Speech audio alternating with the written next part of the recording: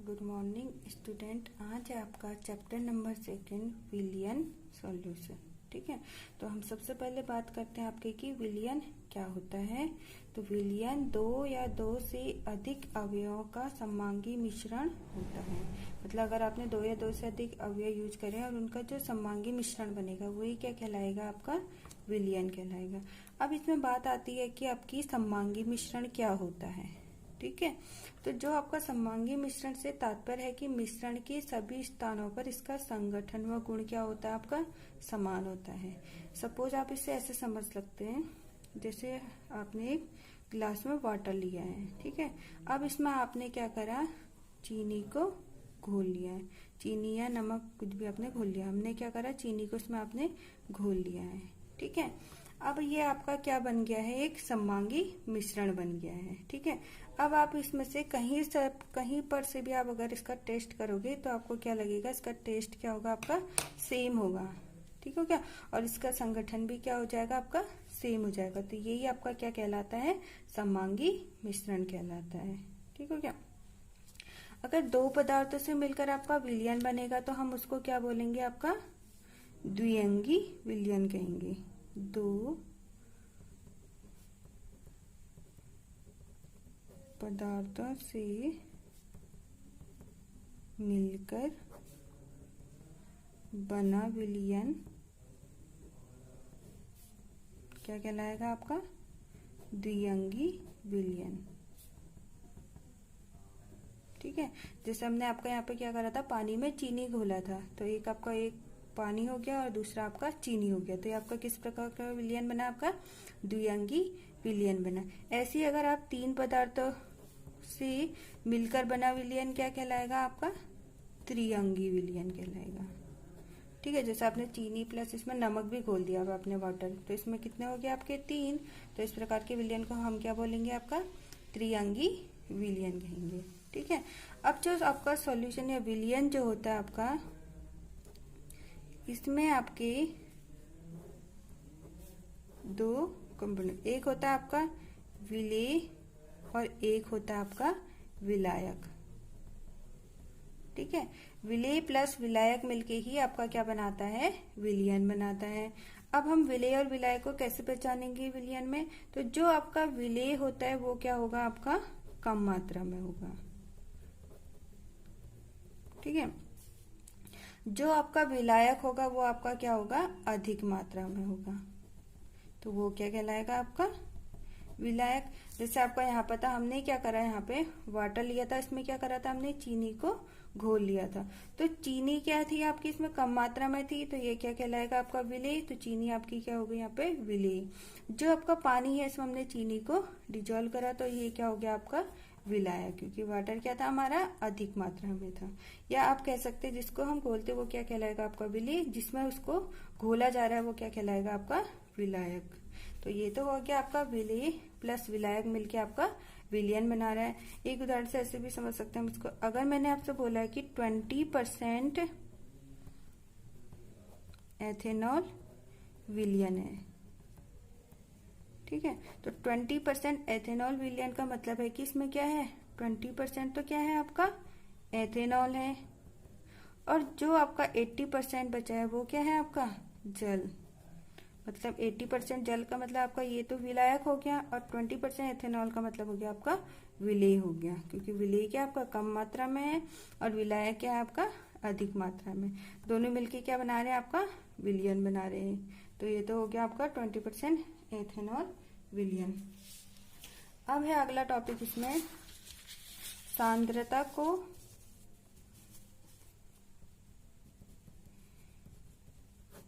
सांद्रता का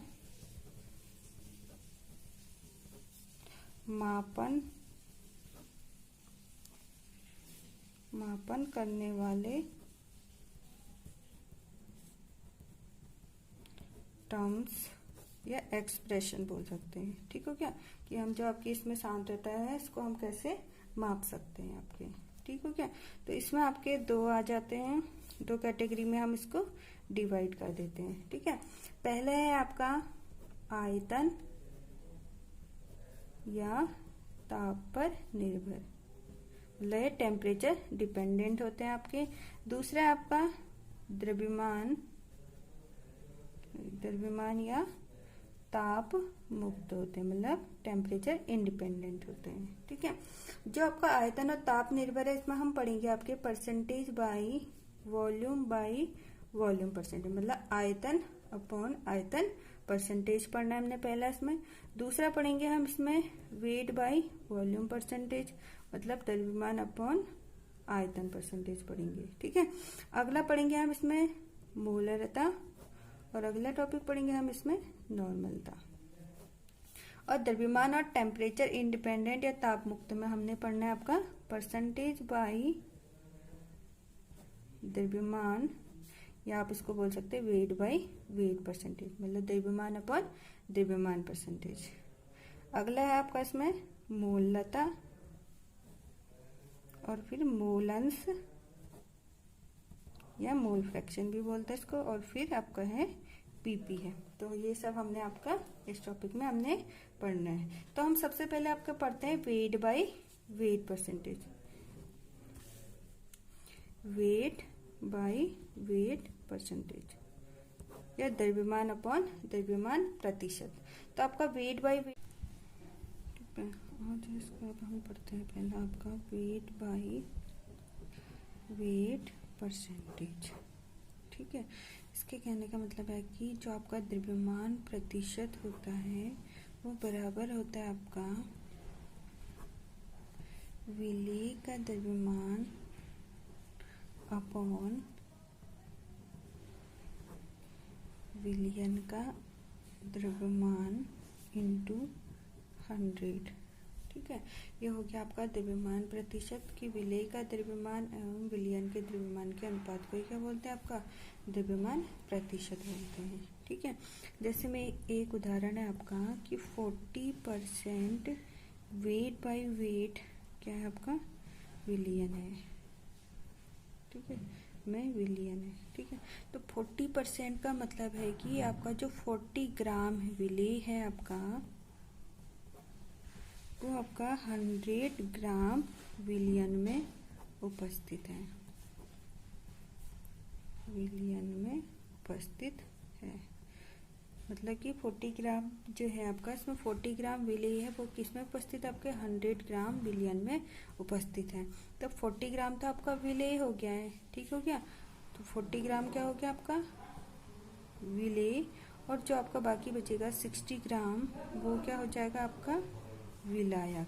ठीक हो गया, दोनों मिलके क्या बनाएंगे आपके विलयन, मतलब 100 ग्राम विलयन बन गया आपका।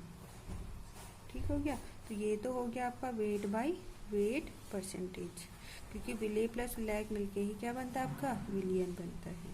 ठीक है, अब है इसमें एक क्वेश्चन है, जैसे आपका क्वेश्चन दिया हुआ है कि 10 ग्राम सुक्रोज घुला है आपका 100 ग्राम पानी में। ठीक है, आपको इसका निकालना है वेट बाय वेट ज्ञात करना है आपको इसका।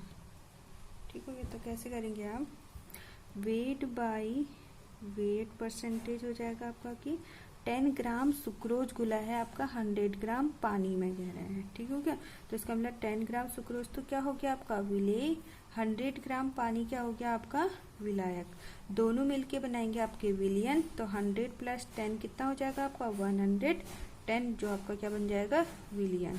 तो हमारा फॉर्मूला क्या पढ़ा था हमने कि विलेय का द्रव्यमान, तो विलेय का द्रव्यमान कितना दिया आपका 10, तो आप लिख दोगे ऊपर 10 अपॉन हो जाएगा आपका विलयन का द्रव्यमान, विलेय प्लस विलायक मिलके क्या बनाता है विलयन, तो ये हो जाएगा आपका 110 इंटू 100। तो यहाँ पर कर दो आप 100, 0 से 0 कैंसिल हो जाएगा, आपका बचेगा 100 अपॉन 11, इससे इसको डिवाइड करोगे तो आपका आ जाएगा 9.09%।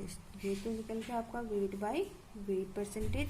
अब इसमें अगला है आपका सेकंड टॉपिक है वॉल्यूम बाय वॉल्यूम परसेंटेज।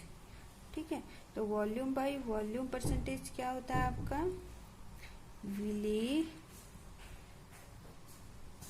का आयतन अपॉन विलयन का आयतन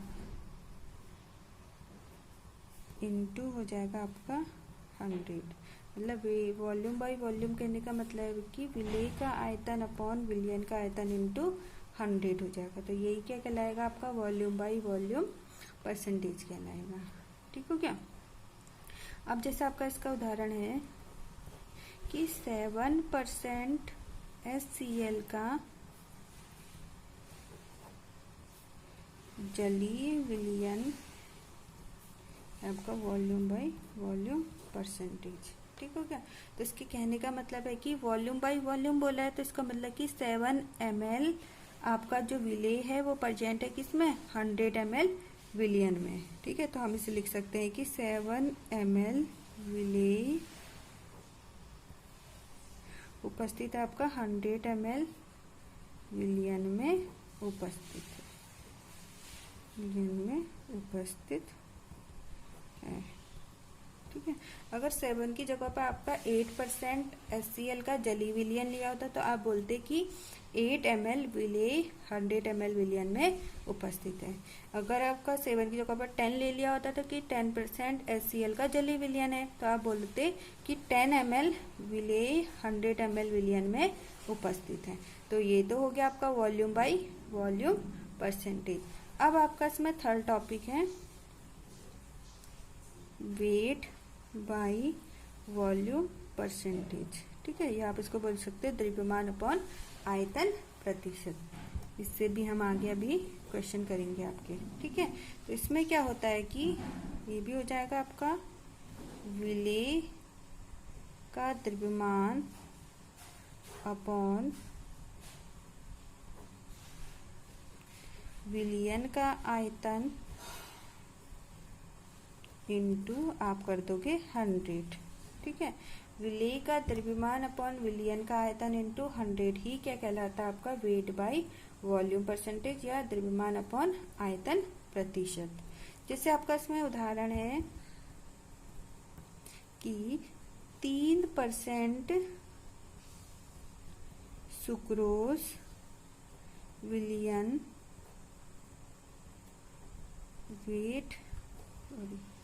वेट बाय वॉल्यूम है। ठीक है। तो इसके कहने का मतलब है कि जो आपका 3 ग्राम सुक्रोज है वो आपका 100 ml विलयन में उपस्थित है क्योंकि वेट बाय वॉल्यूम बोला है। तो इसका मतलब क्या लिख सकते हैं हम इसको 3 ग्राम सुक्रोज उपस्थित है 100 ml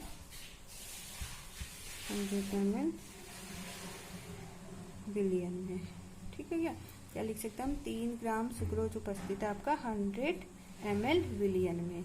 अगर आपका 3 की जगह पे 5% लिखा होता है, ठीक है, 5% सुक्रोज विलयन लिया आपका वेट बाय वॉल्यूम में, तो आप बोलते कि 5 ग्राम सुक्रोज उपस्थित है 100 ml विलयन में। तो ये तो हो गया आपका वेट बाय वॉल्यूम परसेंटेज। अब इसमें आपका अगला टॉपिक है ppm।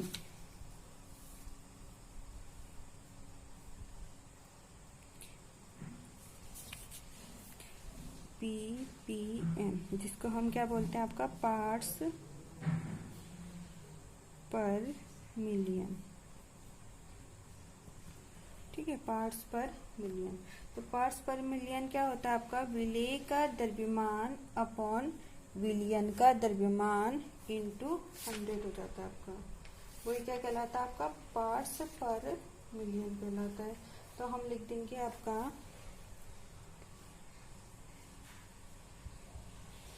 ये हो जाएगा आपका विलेय का द्रव्यमान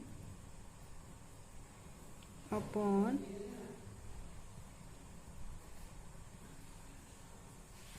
विलयन का द्रव्यमान इंटू 10⁶। वही क्या कहलाएगा आपका ppm। या आप इसको बोल सकते हैं कि जब आपकी क्या हो विलेय की मात्रा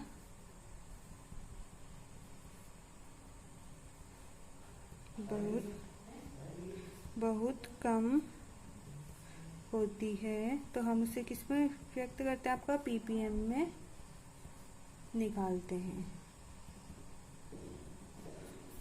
ठीक है, तो वही आपका क्या कहलाता है, ppm पार्ट्स पर मिलियन कहलाता है। कि जब आपकी विलेय की मात्रा क्या हो, बहुत कम हो, तो हम इसको ppm में निकालते हैं। या आप कह सकते हैं कि 1 मिलियन विलियन में उपस्थित विलेय का भाग जो होता है आपका, वो आपका द्रव्यमान या आयतन रूप किसी में भी हो सकता है, वही क्या कहलाता है, आपका ppm कहलाता है आपका। ठीक हो क्या। जैसा अगर आपको उदाहरण दिया है कि 4 ppm बोला है आपका, ठीक हो क्या। तो इसके कहने का मतलब है कि 10⁶ विलियन कणों में 4 कण किसके हैं, आपके विलेय के हैं।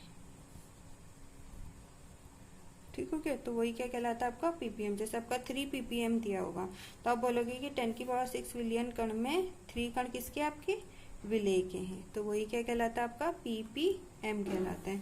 अब इसमें आपका अगला टॉपिक है मोल अंश, या आप इसको क्या बोलते हैं, मोल फ्रैक्शन भी बोलते हैं। ठीक है, मोल फ्रैक्शन। मोल फ्रैक्शन में क्या होता है, आपका किसी एक अवयवी, वो आपका विलेय भी हो सकता है या विलायक भी हो सकता है, उसके मोलों की संख्या अपॉन विलियन के मोलों की संख्या के अनुपात को ही क्या बोलते हैं, आप मोल अंश या मोल फ्रैक्शन बोलते हैं। तो इसे हम किससे दिखाते हैं, आपका जीटा, इसको ये साइन होता है आपका जीटा का, या आप इसे दिखाते हैं ईटा से। ठीक है, ईटा से प्रदर्शित करते हैं। तो हम लिख लेते हैं जीटा बराबर हो जाएगा आपका विलेय या विलायक के मोलों की संख्या अपॉन संपूर्ण विलियन के मोलों की संख्या। यही क्या कहलाएगा, आपका मोल फ्रैक्शन। ठीक है क्या। हम इसे एक उदाहरण से समझते हैं। माना आपका क्या है, एक सॉल्यूशन है या एक विलियन है, इसमें आपके 1 मोल A के हैं और 2 मोल किसके हैं, आपके B के हैं। तो हमें A का भी मोल फ्रैक्शन निकालना है और B का भी मोल फ्रैक्शन निकालना है। तो सबसे पहले मैं आपका A का मोल फ्रैक्शन निकालती हूँ। तो कैसे निकालेंगे हम, आप लिखेंगे mole fraction of A equal to हो जाएगा आपका विलेय या विलायक के मोलों की संख्या बोला है यहाँ पर। ठीक है, तो पहले हम इसके ले लेते हैं कि, तो हो जाएगा number of moles of A, मैं इसको n से दिखा रही हूँ, नंबर ऑफ मोल्स, मोलों की संख्या ऑफ A अपॉन, अब क्या है नीचे विलियन है, तो विलियन में तो आपके A के मोल भी हैं और B के मोल भी हैं, तो यहाँ पर आप लिख दोगे number of moles of A plus मोलों की संख्या ऑफ A प्लस मोलों की संख्या ऑफ B हो जाएगा। तो Na के कितने मोल हैं आपके 1, तो ऊपर हो जाएगा आपका 1 अपॉन Na प्लस Nb, तो A के कितने मोल हैं आपके 1 प्लस B के कितने मोल हैं आपके 2, तो आप लिख दोगे 2, तो कितना आ जाएगा आपका 1/3। तो ये तो निकल गया आपके A के मोल अंश। अब हमें B का भी निकालना है, तो B का कैसे निकालोगे आप, लिखोगे मोल फ्रैक्शन ऑफ B, तो ये हो जाएगा आपका नंबर ऑफ मोल्स B या मोलों की संख्या ऑफ B, तो इसको हम NB से दिखा देंगे। नीचे आपका विलियन आता है, तो विलियन में क्या हो जाएगा आपका number of moles A plus number of moles B हो जाएगा। तो NB के कितने मोल हैं यहाँ पे आपके 2, तो आप लिख दोगे 2 अपॉन Na प्लस NB, तो 1 प्लस 2 कितना हो जाएगा आपका 2/3 हो जाएगा। ठीक है, ये आपके B के मोल्स निकले, ये आपके Na के मोल्स निकले। अब इसमें एक बात आती है, अगर आप Na प्लस Nb करोगे, ठीक है, तो Na के कितने आए 1/3 प्लस B के कितने मोल आए हैं आपके 2/3, तो इसको करो 3/3, तो कितना आ जाएगा आपका 1। तो या आप इसको ऐसे भी लिख सकते हो Na प्लस Nb बराबर कितना होता है आपका 1। ठीक है, या आप इसको ऐसे बोल सकते हैं विलेय प्लस विलायक इक्वल टू 1। ठीक है, ये भी आता है आपका। तो ये तो हो गया आपका मोल अंश या मोल फ्रैक्शन।